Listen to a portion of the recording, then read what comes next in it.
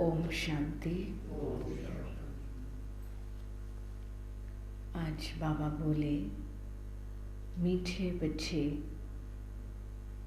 मम्मा बाबा समान सर्विस करने के लिए, मम्मा बाबा समान सर्विस करने के लिए बुद्धि को सतो प्रधान बनाओ।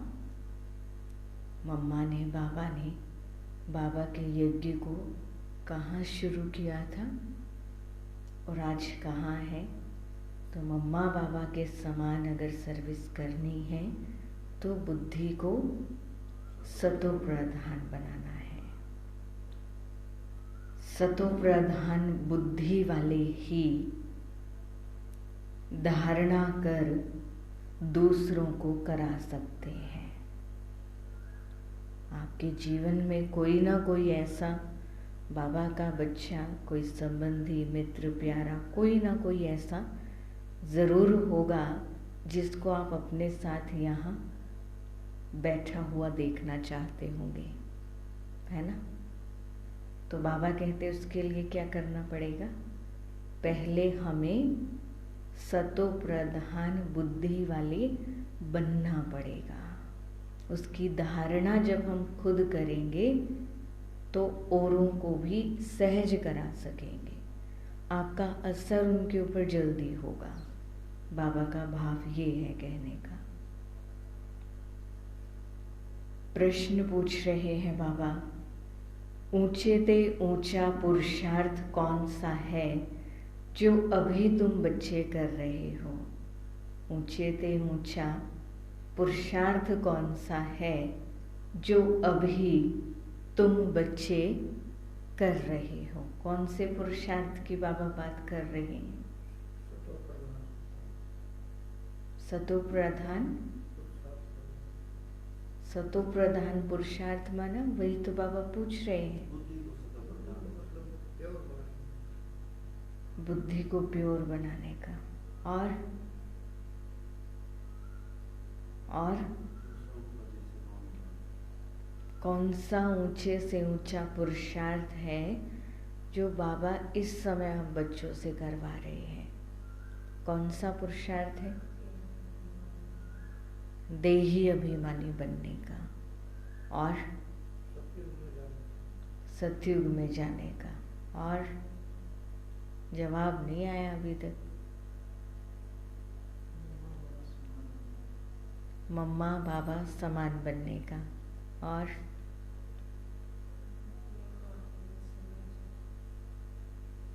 अपने को आत्मा समझ बाबा को याद करना। बाबा जो हैं, जैसे हैं, एग्जैक्ट उसी स्वरूप में बाबा को याद करना। बाबा से सुनते हैं बाबा ने क्या कहा। बाबा कहते, माता पिता के तख्त को जीतना।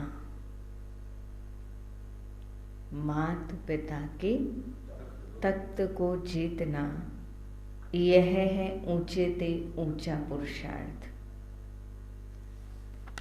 जसबीर भाई जी, नोट पेन कहाँ है आज?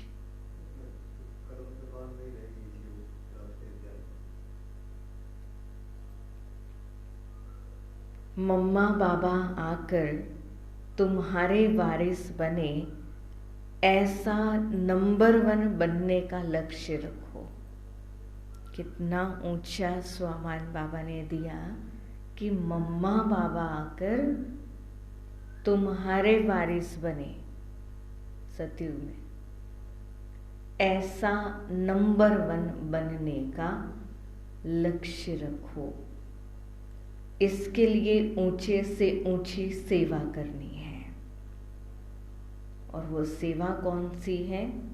बहुतों को आप समान बनाना है। पहले बाबा ने पुरुषार्थ बताया कौन सा है। ब्राह्मण जीवन का ऊंचे से ऊंचा पुरुषार्थ मम्मा बाबा के तख्त को जीतना। और उसके लिए बाबा कहते आपको ऊंचे से ऊंची सेवा भी करनी पड़ेगी। वो सेवा कौन सी बताई? सब जवाब क्यों नहीं देते? कौन सी सेवा बताई? आप समान बनाने की, दुखी मनुष्यों को सुखी बनाना है।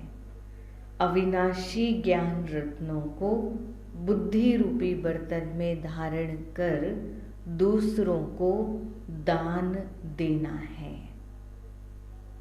दुखी मनुष्यों को सुखी बनाना है। अविनाशी ज्ञान रत्नों को बुद्धि रूपी बर्तन में धारण कर दूसरों को दान देना है। अगर दान देने के लिए कुछ होगा ही नहीं पास में, तो फिर दान कैसे देंगे? दान भी तो वही कर सकता है ना जिसके पास होगा। तो इसलिए बाबा ने कहा कि पहले अविनाशी ज्ञान रत्नों से, बाबा की मुरली क्या है? बाबा की मुरली का एक एक वर्जन क्या है? अविनाशी ज्ञान रत्न है। इन ज्ञान रत्नों से हम अपनी बुद्धि रूपी झोली को जितना भरते जाएंगे उतना हम दान करते जाएंगे। ये तो सहज है, सभी कर सकते हैं। तो ये तरीका आज बाबा ने हमें बताया। आज का गीत है, भोलेनाथ से निराला कोई और नहीं। आगे आगे गाओ मनोज भाई जी। बिगड़ी को बनाने वाला कोई और नहीं। ओम शांति। अब बच्चे तो पहचान गए हैं कि हमको बाप अथवा माता पिता सिखलाने वाले हैं। बच्चों को ही इस खुशी में रहना है। अभी तो हम बेहद के बाप के बने हैं, प्रतिज्ञा भी करते हैं, बाबा अभी हम आपके ही हैं। हम हैं ईश्वर के, अब असुरों के संबंध में नहीं हैं। हम आसुरी मत पर नहीं चलते। आसुरी मत किसको कहा जाता है? पहले बाबा ने पक्का कराया कि हम कौन हैं, किसके हैं। हम किसके हैं? हम बाबा के हैं, ईश्वर के हैं और उन्हीं की मत पर चलते हैं। हम आसुरी मत पर अब नहीं चलते। परंतु साथ साथ बाबा ने चेकिंग पॉइंट भी दिया। आसुरी मत किसको कहा जाता है, ताकि हम अपने साथ साथ चेकिंग कर सके। कहीं ना कहीं हम आसुरी मत पर तो नहीं चलते ना, तो इसलिए चेक करना है आसुरी मत कौन सी होगी।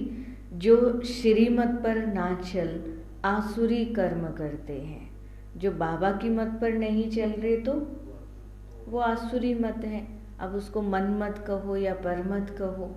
तो बाबा ने कहा एक है ईश्वरीय कर्म और दूसरा है आसुरी कर्म। यह बात कोई भी नहीं जानते कि आदि सनातन देवी देवता धर्म कब और किसने स्थापन किया।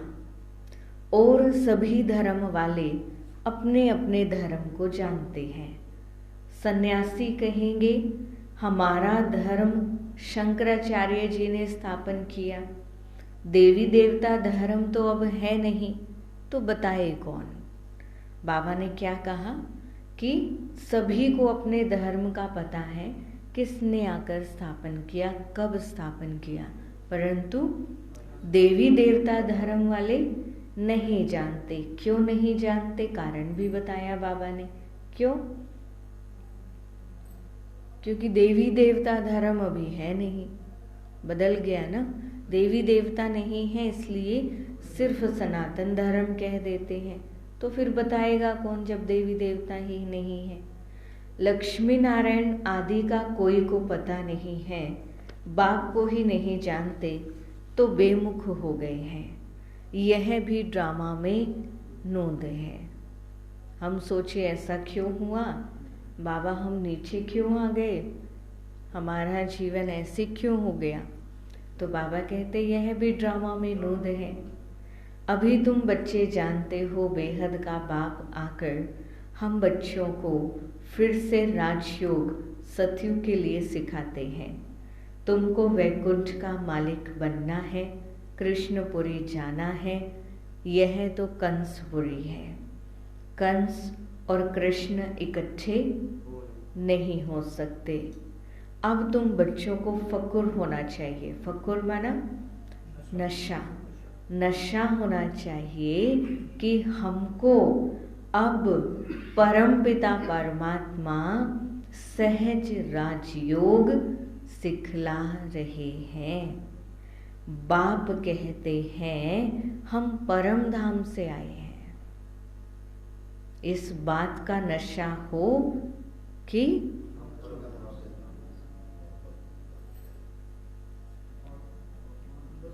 इस समय बाबा हमें सहज राजयोग सिखला रहे हैं, और वो राजयोग सिखलाने के लिए बाबा परम धाम से आए हैं।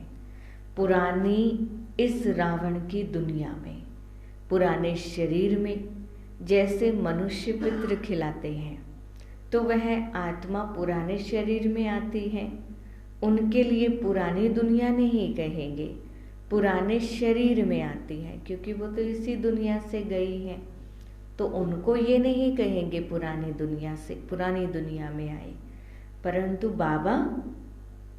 बाबा पुरानी दुनिया में आते हैं, पुराने शरीर में आती हैं, फिर उनको खिलाते पिलाते हैं। यह रस्म रिवाज भारत में चलती आती है। यह हुई भावना। कहते हैं हमारे पति की आत्मा इस ब्राह्मण में आई है। बाबा कहते ये भावना की बात है कि उनको भोग लगाते हैं, खिलाते हैं और सोचते हैं, वह भावना रखते हैं, पति के नाम रूप को याद करते हैं, आत्मा ही आकर स्वीकार करती है। यह है यहाँ की रस्म रिवाज। सतयुग में यह बातें नहीं होती।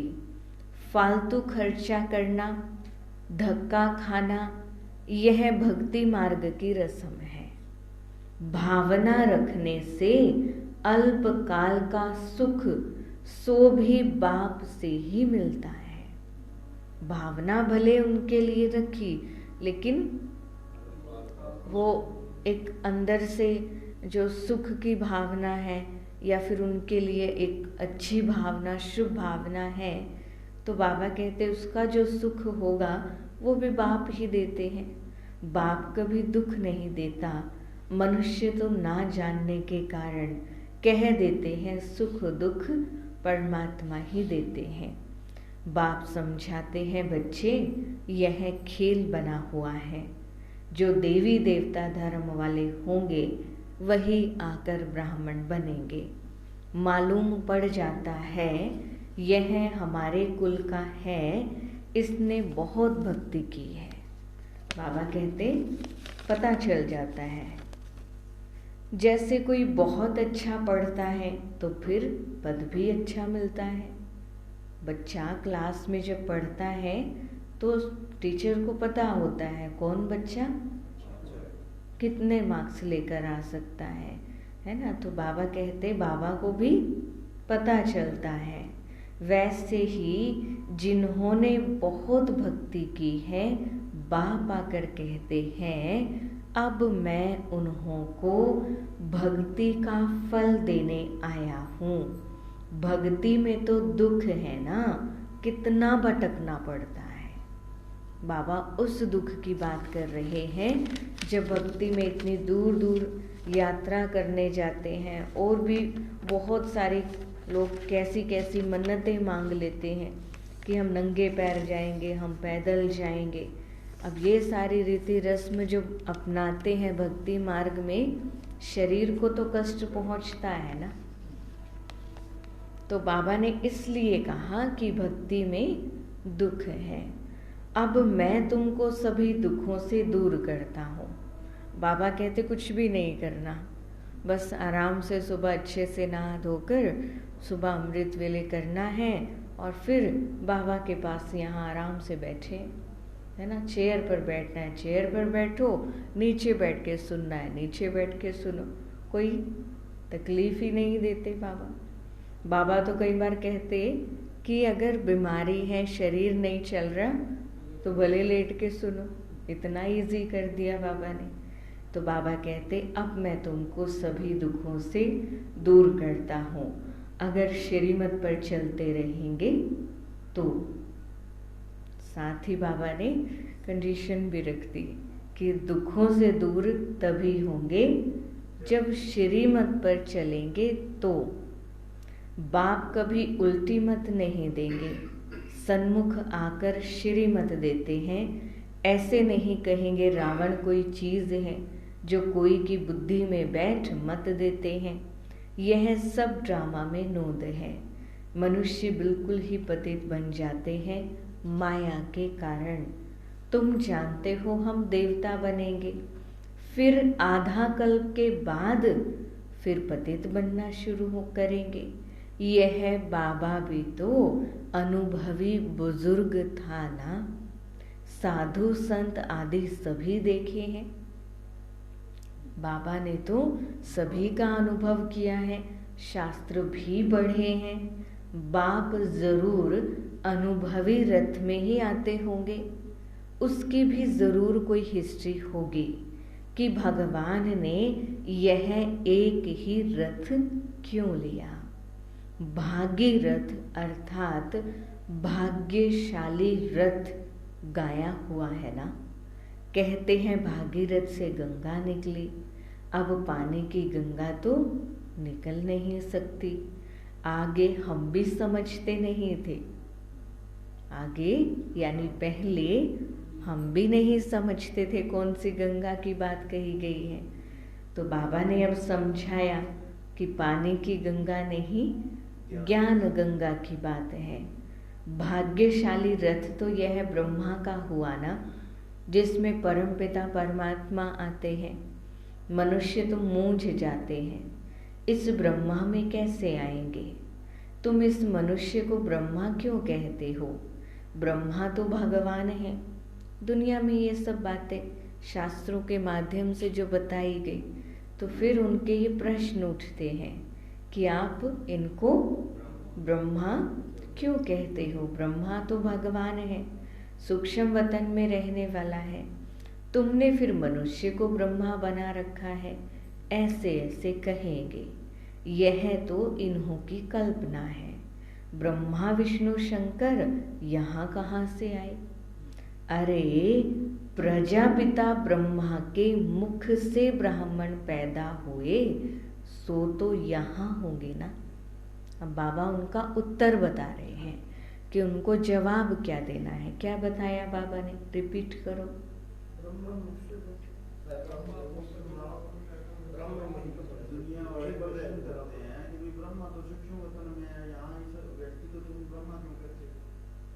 लेकिन जो ब्राह्मण है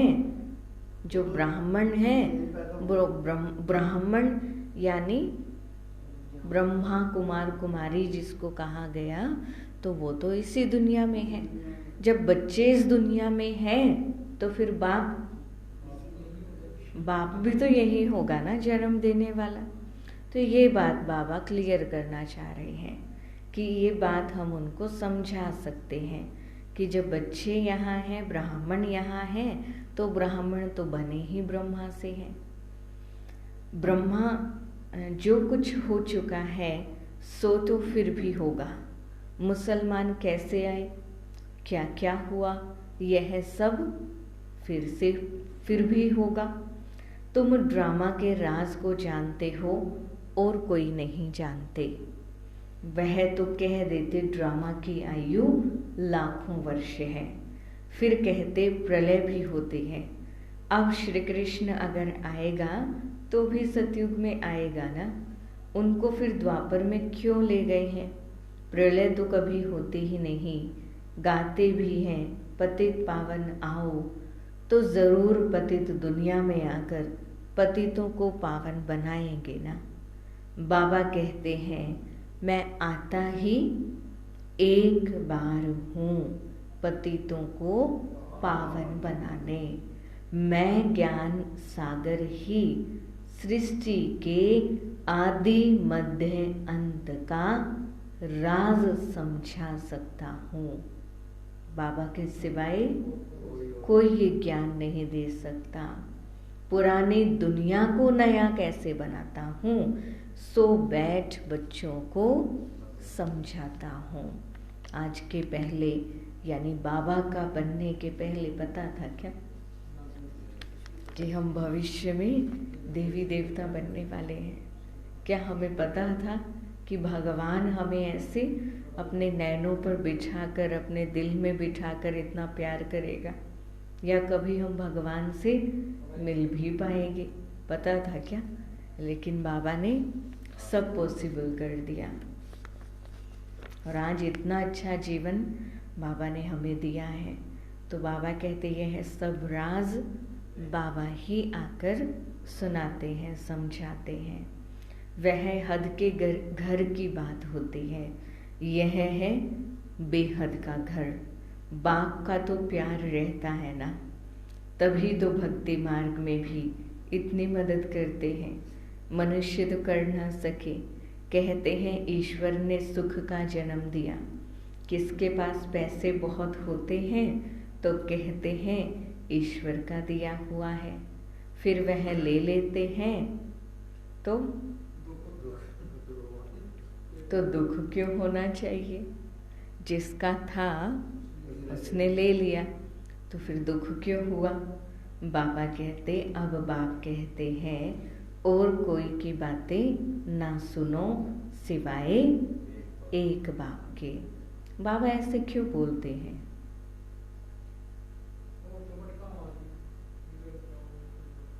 लेकिन हम सबको तो ये नहीं कह सकते। फिर बाबा क्यों चाहते हैं कि हम ना सुने?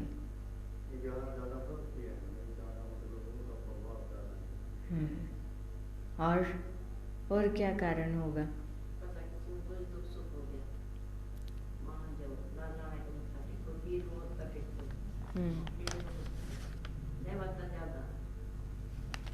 पर बाबा क्यों कह रहे कि नहीं सुनना?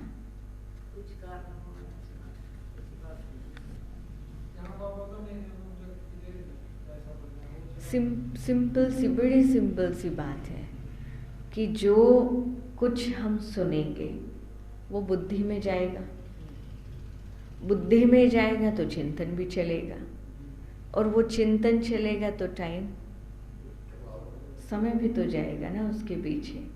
अगर वही समय हम बाबा को याद करने में लगाएं, संशय भी आ सकता है। तो इसलिए बाबा मना करते हैं कि सुनो ही ना। कई बार हम सोचते हैं सुन लिया तो फिर क्या हो गया, हमने कौन सा वहाँ जाकर रोज़ जाना है या कुछ भी, बहुत सारी बातें मन में आ जाती हैं। लेकिन बाबा ने श्रीमत दी है कि नहीं सुनना, तो उसके पीछे कारण क्या है वो भी तो विचार सागर मंथन करो। यही कारण है कि बाबा नहीं चाहते हमारा समय व्यर्थ हो। और आप सोचो कि वही समय अगर हमने बाबा की याद में लगाया तो कई जन्मों के पाप हम विनाश कर सकते हैं। इतना योग का समय अगर हम निकालें तो इसलिए बाबा ने क्या कहा, सिवाय एक बाप के कोई की बातें ना सुनो। बाप, टीचर, गुरु तीनों रूप में पाठ बजाकर दिखाते हैं। सदगति दाता है ही एक, अंधों की लाठी एक प्रभु, पतितों को पावन बनाने वाला एक प्रभु। बाबा कहते हैं मैं साधुओं का भी उद्धार करने आता हूँ। तुम सब ब्रह्मा कुमार कुमारियाँ हो। बाबा कितने नशे से कहते हैं कि सारी दुनिया ब्रह्मा कुमार कुमारियाँ हैं। ऐसे नहीं जो ब्रह्मा कुमारी से जुड़े हैं, केवल वो ब्रह्मा कुमार कुमारी हैं। क्योंकि ये बात तो दुनिया में भी जानते हैं कि सृष्टि की स्थापना ब्रह्मा के द्वारा हुई। तो ब्रह्मा के द्वारा हुई तो उस नाते सब ब्रह्मा कुमार कुमारी हो गए। सतयुग में था पवित्र प्रवृत्ति मार्ग, अब हो गया है अपवित्र प्रवृत्ति मार्ग, जिसको विकारी प्रवृत्ति मार्ग कहा जाता है। मनुष्य महान दुखी है, बात मत पूछो। त्राही त्राही करते हैं, रोते हैं, पीटते हैं। अनेक धर्म हैं। सतयुग में था एक धर्म जो एक बाप ही स्थापन करते हैं। गीता में श्री कृष्ण भगवान उवाच लिख दिया है, यह है एकज भूल, परमपिता परमात्मा है निराकार, उसका नाम है शिव। कल भी बाबा ने सेम बात कही थी कि केवल एक भूल के कारण हम बाबा से इतना दूर हुए हैं, सिर्फ नाम बदलने से। एक शरीर छोड़ दूसरा लिया तो नाम बदल जाएगा ना। बाबा का नाम एक शिव बाबा, बस उनको शारीरिक नाम मिलता नहीं है, इसीलिए उनको सदा शिव कहा जाता है, क्योंकि वो तो शरीर में अवतरित होते हैं, जन्म नहीं लेते, इसलिए उनका शरीर का कोई नाम नहीं पड़ता और सदा एक ही नाम चलता है, शिव। आत्मा जो 84 जन्म भोगने वाली है, उनके शरीर का नाम है। बाबा कहते हैं मेरा तो एक ही नाम है, भल मैं इनमें प्रवेश करता हूँ, परंतु शरीर का मालिक तो इस दादा की आत्मा है ना। भले बाबा ब्रह्मा के तन में आते हैं, परंतु मालिक तो इनकी आत्मा है ना, जिसमें प्रवेश कर प्रजा रच रहा हूँ। प्रजापिता तो जरूर यहाँ चाहिए ना। मनुष्य तो इन बातों को जानते नहीं हैं। यह एक ही कॉलेज है जहाँ सब पढ़ते हैं, मुरली सब जगह जाती है। फिर कोई की बुद्धि सतो प्रधान है, कोई की सतो है, कोई की रजो है और कोई की तमो है। बाबा मुरली तो सबको एक जैसे सुनाते हैं, लेकिन फिर भी फर्क है, क्योंकि जितना हम समझेंगे, धारण करेंगे, उसके ऊपर डिपेंड करता है कि हमारी स्थिति कैसी होगी। जितना अच्छे से धारण करेंगे, स्थिति भी उतनी अच्छी होगी। बाबा कहते बिल्कुल ही धारणा नहीं होती तो उनके कर्म ऐसे ठहरे, उन्हीं की बुद्धि फिर तमो प्रधान होगी या तमो होगी। बाबा क्या करे? बाबा क्या करे? बाबा तो सब सेंटर पर, कहीं पर भी जाकर आप मुरली सुनो, मधुबन में सुनो, यही मुरली चल रही है। तो इसमें बाबा क्या करे बताओ? बाबा कहते सब तो एक समान हो भी नहीं सकते। यह ईश्वरीय कॉलेज है, ईश्वर पढ़ाने वाला एक है, जिनको पढ़ाते हैं वह धारणा कर फिर टीचर बनते हैं पढ़ाने के लिए। हर एक को देखना चाहिए मेरी सतो प्रधान बुद्धि है। अपनी चेकिंग अपने आप करना। बाबा कहते हैं अपने आप से पूछो, मैं बाबा मम्मा मिसल समझा सकता हूँ? अपनी चेकिंग करो। एक सेकंड साइलेंट में बैठो और बाबा ने जो कहा फील करने के लिए अपने आप से पूछो, मैं कर सकता हूँ?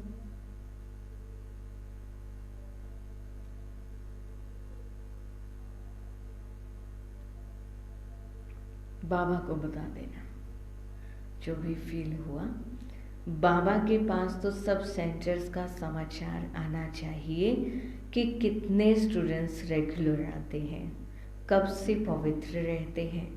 बाप को सब पोता मेल का मालूम पड़ना चाहिए। माता पिता बड़े हैं ना, जगदम्बा माँ भी तो बच्ची ठहरी। यह बाबा इस दुनिया का भी अनुभवी है। ड्रामा में मुख्य एक्टर्स देखे जाते हैं ना। बाप ने यह भी रथ लिया है, जरूर कुछ तो होगा ना। आदि देव ब्रह्मा का कितना नाम है, मनुष्य नहीं समझते आदि देव किसको कहा जाता है। वास्तव में आदि देव और आदि देवी माता पिता यह बन जाते हैं। किसकी बात कर रहे हैं बाबा? आदि देव और आदि देवी कौन? सुनील भाई जी, ब्रह्मा बाबा और मम्मा की। फिर इनके मुख से सरस्वती माँ निकलती हैं तो सब बच्चे हो गए ना। यह कहते हैं मैं शिव बाबा का बच्चा भी हूँ तो उनकी युगल भी हूँ। ब्रह्मा बाबा कह रहे हैं क्योंकि मुझ में प्रवेश कर मेरे मुख से बच्चे पैदा करते हैं। मुख वंशावली कितनी गुह्य बात है। सतो प्रधान बुद्धि वाले अच्छी रीति समझेंगे। नंबरवार होते ही हैं। रॉयल घराने और प्रजा में तो फर्क रहता है ना। क्या कह रहे हैं बाबा?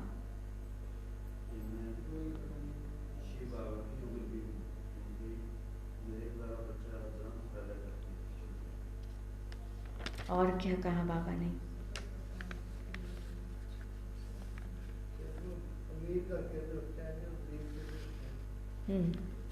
फर्क तो होता है ना। क्यों बता रहे हैं बाबा? क्योंकि सतयुग में भी ये फर्क होगा। प्रजा भी अपने पुरुषार्थ से बनती है और राजा भी अपने पुरुषार्थ से बनते हैं। अब आप पुरुषार्थ करोगे तो आप ही राजा बनोगे, मैं थोड़ी बन जाऊंगी, है ना। मैं करूंगी तो मैं बनूंगी। तो इसलिए बाबा ने कहा कि प्रजा भी अपने पुरुषार्थ से बनते हैं और राजा भी अपने पुरुषार्थ से बनेंगे। बाबा कहते कि तुम अच्छा पढ़ेंगे तो उच्च पद भी तुम्हें अच्छा पाएंगे। वारिस जो बनेंगे वह तो अंदर रॉयल घराने में ही आएंगे। बाबा कहते हैं पूरा पुरुषार्थ करो, मैं तो आया ही हूँ राजाई देने के लिए। पुरुषार्थ करना है। हम माता पिता से स्वर्ग की बादशाही का वर्षा लेंगे, नहीं तो क्षत्रिय बन पड़ेंगे, यानी त्रेता युग में आएंगे। स्टूडेंट खुद भी समझ सकते हैं। उन स्कूलों में तो कोई नापास हो जाते हैं तो फिर पढ़ना पड़ जाता है। यहाँ तो फिर पढ़ ना सके, नापास हुआ तो नापास ही रहेंगे। इसलिए पुरुषार्थ पूरा करना है। बहुतों को आप समान बनाना, यह है ऊंचे से ऊंची सेवा। दुखी मनुष्यों को सदा सुखी बनाना, अपना धंधा ही यह है। बाबा हमेशा कहते हैं ऐसे मत समझो कि सिंध में बहुतों ने घर बार छोड़ा तो हमको भी छोड़ना पड़ेगा, है ना। बाबा कहते उस समय की बात अभी तो नहीं होगी। यह तो ड्रामा में नोंद थी, बाकी भगाने आदि की तो बात ही नहीं है। अब वो सब ड्रामा में नोंद था तो हुआ। बाबा कहते ये सब बातें सोच करके डरना नहीं चाहिए। भगवान बुरा काम थोड़े करेंगे, बाबा को भी तो पता है ना। तो इसलिए बाबा कहते यह है झूठे कलंक। तुम बच्चे जानते हो पहले नंबर में यह मम्मा बाबा पद पाते हैं, तुम भी फिर बाबा मम्मा के तख्त पर जीत पाते हो। जो पहला नंबर होगा वह फिर नीचे उतरते जाएंगे। बच्चे बड़े होकर तख्त पर बैठेंगे तो मम्मा बाबा सेकंड नंबर में चले जाएंगे। पहले वाले राजा रानी फिर छोटे हो जाएंगे। तो पुरुषार्थ कर मम्मा बाबा के तख्त पर जीत पहननी चाहिए। इतना ऊंचा पुरुषार्थ हमारा होना चाहिए। अभी नहीं जीत पानी है, भविष्य तख्त पर जीत पानी है। कहीं अभी सोचे कि आज ही हमें तख्त मिल जाए दीदियों का दादियों का। उस भाव से बाबा बोल रहे हैं कि उस तख्त को पाने की इच्छा रखनी है। मम्मा बाबा आकर तुम्हारा वारिस बने। बाबा बच्चों को कितनी अच्छी रीति समझाते हैं। यह ज्ञान है जैसे पारा जो झट उड़ जाता है, कोई पास तो जरा भी धारणा नहीं है। वंडर है ना, इतने वर्षों से ज्ञान में चलते हैं, सुनते हैं, फिर भी धारणा नहीं है। तो बाबा कहते वंडर है ना। अभी तुम बच्चों को निश्चय है यहाँ तो निराकार भगवान पढ़ाते हैं, श्री कृष्ण नहीं। भगवानुवाच्य है ना, भगवान को तो तुम शरीर दे नहीं सकते। शिव भगवानुवाच श्री कृष्ण के शरीर से ऐसा भी तो लिखा हुआ नहीं है। यह है भगवानुवाच। बाबा कहते पहले पहले यह दिल में आना चाहिए। बाबा हमको पढ़ाते हैं, बाबा अक्षर आने से वर्षा याद आना चाहिए। जितना हम पढ़ेंगे उतना स्वर्ग में उच्च पद पाएंगे। जितना बाबा को याद करेंगे विकर्मों का बोझा खत्म होगा। याद करने से बुद्धि सोने का बर्तन हो जाएगी। दान करते रहेंगे तो धारणा होती रहेगी। कहते हैं ना, दान करने से बढ़ता है। तो वो अगर ज्ञान धन का दान करेंगे तो वो भी बढ़ेगा। धन दिए धन ना खुटे, बाप तुम पर राजी होगा। तुम ब्राह्मण अब अविनाशी ज्ञान रत्नों का दान करते हो। वह शास्त्र जो सुनते हैं उसको ही ज्ञान समझते हैं। बस समझते हैं यही लाखों की मिल्कियत है, परंतु है तो कोड़ी की। इसलिए बाबा कहते बच्चों की दिल में आना चाहिए, हमारा बाप शिक्षक है, सतगुरु भी है, साथ ले जाने वाला भी है। मुक्ति जीवन मुक्ति में भी ले जाएंगे। यह है ज्ञान अमृत। बच्चे स्कूल में पढ़ते हैं तो ब्रह्मचारी रहते हैं। अगर गंदे हो जाते हैं तो पढ़ाई ठंडी हो जाती है, बुद्धि एकदम मलिन हो जाती है। बाबा कहते यह फिर है रूहानी विद्या। बाबा पवित्रता और अपवित्रता की बात कर रहे हैं कि अगर अपवित्र बनते हैं, गंदे बनते हैं तो बुद्धि एकदम मलिन हो जाती है। यह फिर है रूहानी विद्या। ब्रह्मचर्य में रहने बगैर धारण नहीं होगी। बाबा कहते अब पढ़ लो, नहीं तो कल्प कल्प स्वर्ग के मालिक नहीं बन सकेंगे। अपने पुरुषार्थ से ही बनेंगे। बाप आशीर्वाद करे फिर तो सबको राजा बना दे। बाबा कहते यह तो पढ़ाई है, पढ़ेंगे लिखेंगे तो होंगे नवाब। अगर बुद्धि धक्के खाती रहेगी तो खराब हो जाएंगे। यह बहुत बड़ा कॉलेज है, नाम ही है ब्रह्मा कुमार कुमारियों का ईश्वरीय विश्वविद्यालय। ईश्वर का स्थापन किया हुआ। ईश्वर को ही बाप कहा जाता है, तो बाप ही बाप टीचर और सतगुरु है। यह सिवाय तुम्हारे कोई भी समझते नहीं है। सतगुरु के रूप में सभी को वापस ले जाने वाला है। बाप गारंटी करते हैं मैं सभी को वापस ले जाऊंगा। कहाँ? मुक्ति धाम में ले जाऊंगा। फिर जो श्रीमत पर चलेंगे वह वैकुंठ का मालिक बनेंगे। बाबा कहते कि मैं सबको ले जाऊंगा, परंतु इस समय जो श्रीमत फॉलो करेंगे बाबा की वो फिर सतयुग में आएंगे। अच्छा, मीठे मीठे सिकील दे बच्चों प्रति माता पिता बाप दादा का याद प्यार और गुड मॉर्निंग। रूहानी बाप की रूहानी बच्चों को नमस्ते। हम रूहानी बच्चों की रूहानी बाप दादा को दिल व जान सिख व प्रेम से नमस्ते नमस्ते नमस्ते जी। क्या सार होगा? इंद्रजीत भाई जी मुरली की पॉइंट सुनाओ। क्या सुनाया आज बाबा ने? जल्दी जल्दी सुनानी है। क्या सुनाया?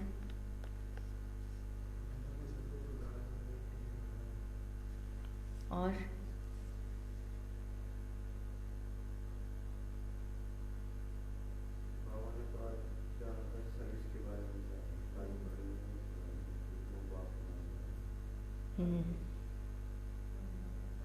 मम्मा बाबा के तख्त को जीतने का पुरुषार्थ करना है। ऊंचे ते ऊंचा पुरुषार्थ यही है, ऊंचे ते ऊंची सेवा आप समान बनाने की करनी है। सारा बाबा ने इतने अच्छे से एक्सप्लेन किया। और लेकिन धारणा सबकी अलग अलग है। उसी के आधार पर सबकी बुद्धि सतो प्रधान आगे सतो रजो तमो में आती है ना। और जब तक हम सतो प्रधान नहीं बनेंगे, धारणा नहीं करेंगे, तो दूसरों को भी नहीं करा सकेंगे। इसलिए पहले करना है, फिर कराना है।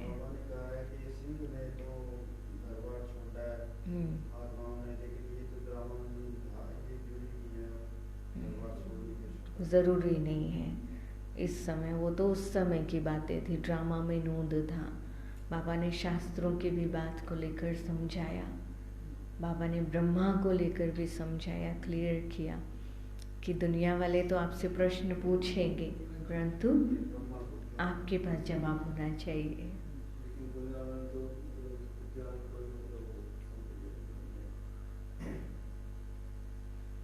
चलो बाबा से सुनते हैं। बाबा ने कहा धारणा के लिए मुख्य सार है पढ़ाई को धारण कर दूसरों को पढ़ाने लायक बनना है।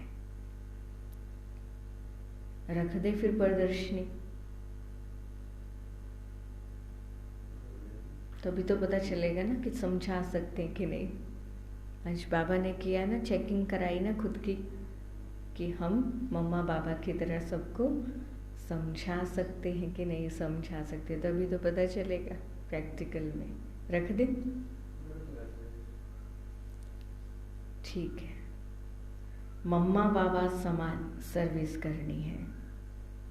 सेकंड पॉइंट है अविनाशी ज्ञान रत्नों का दान कर दुखी मनुष्यों को सुखी बनाना है। अविनाशी ज्ञान रत्नों का दान कर दुखी मनुष्यों को सुखी बनाना है। पढ़ाई अच्छी तरह पढ़नी है। वरदान दे रहे हैं बाबा, साधना और साधन के बैलेंस द्वारा अपनी उन्नति करने वाले, साधना और साधन के बैलेंस द्वारा अपनी उन्नति करने वाले ब्लेसिंग के अधिकारी भाव, बाबा की ब्लेसिंग के अधिकारी वो बनते हैं जो साधना और साधन के बैलेंस से चलते हैं, अपनी उन्नति करते हैं। तो बाबा भी एक्सप्लेन कर रहे हैं, साधनों को आधार बनाने के बजाय अपने साधना के आधार से साधनों को कार्य में लगाओ। हमारी साधना इतनी हो कि हम जो चाहते हैं साधन वैसे चले, साधनों को वैसे हम यूज़ करें। किसी भी साधन को उन्नति का आधार नहीं बनाओ, नहीं तो आधार हिलने के साथ उमंग उत्साह भी हिल जाता है ना। समझ रहे हैं ना। साधन है तो ठीक है, लेकिन साधन अगर समय पर नहीं मिला तो फिर वो उमंग उत्साह कम हो जाता है। वो बाबा रीज़न दे रहे हैं, क्योंकि साधन को, हाँ जी, क्योंकि साधन को आधार बनाने से बाप बीज से निकल जाता है, इसीलिए हलचल होती है। साधनों के साथ साधना हो तो हर कार्य में बाप की ब्लेसिंग का अनुभव करेंगे, उमंग उत्साह भी कम नहीं होगा। बाबा तो साथ है ना, साधन है व नहीं है, तो बाबा साथ रहेंगे तो उमंग उत्साह भी कम नहीं होगा। स्लोगन है आज, अगर मगर के चक्कर से, अगर ऐसा होता, अगर ऐसे हो जाए तो मैं क्लास करूं, है ना शिव कुमार भाई जी। बाबा के बच्चे भी करते हैं। तो बाबा कहते अगर मगर के चक्कर से न्यारे बनना है तो बाप समान शक्तिशाली बनो। अगर मगर के चक्कर से न्यारा बनना है तो बाप समान शक्तिशाली बनो। बाबा ने हमें इतना कैपेबल बनाया है, कोई भी शक्ति को यूज़ करके हम योग का प्रयोग कर सकते हैं। तो बाबा कहते फिर अगर मगर आएगा ही नहीं, अगर ऐसे होता मगर वैसे कर लेते, ऐसे कर लेते। शक्तिशाली बनना है। अच्छा, ओम शांति।